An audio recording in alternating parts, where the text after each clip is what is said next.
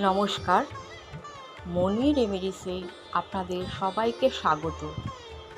আজ বলবো স্বামীজির বাণী। তিনি সংগ্রামী ছিলেন। তিনি বলেছিলেন, পতন নয়, উঠে দাঁড়ানোই আসল। স্বামী বিবেকানন্দের এই বাণী মানুষের জীবনের সংগ্রামী সত্যকে গভীরভাবে তুলে ধরে। তিনি বলতেন, মানুষের জীবন কখনোই ব্যর্থতা বা পতনহীন নয়।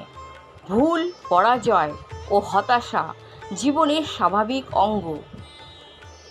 কিন্তু প্রকৃত অধ্যয়ন হয় এই প্রশ্নে নয় যে মানুষ কতবার পড়ে গেছে, বরং কতবার সে নিজেকে সামলে আবার দাঁড়াতে পেরেছে। পতন মানুষকে দুর্বল করে না, বরং সেই পতন থেকেই জন্ম নেয় অভিজ্ঞতা, আত্মজ্ঞান ও আত্মনির্মিত শক্তির উপলব্ধি। স্বামীজি বিশ্বাস করতেন, প্রতিটি মানুষের মধ্যেই অপরিসীম শক্তি ও সম্ভাবনা নিহিত রয়েছে।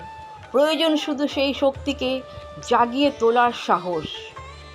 ব্যর্থতা যদি মানুষকে শিক্ষা দেয়, তবে সেটাই সাফল্যের প্রথম সোপান হয়ে ওঠে।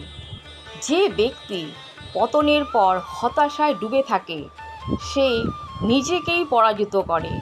কিন্তু যে ব্যক্তি পতনকে চ্যালেঞ্জ হিসেবে গ্রহণ করে, সে ধীরে ধীরে নিজের ভাগ্য নিজেই গড়ে তোলে।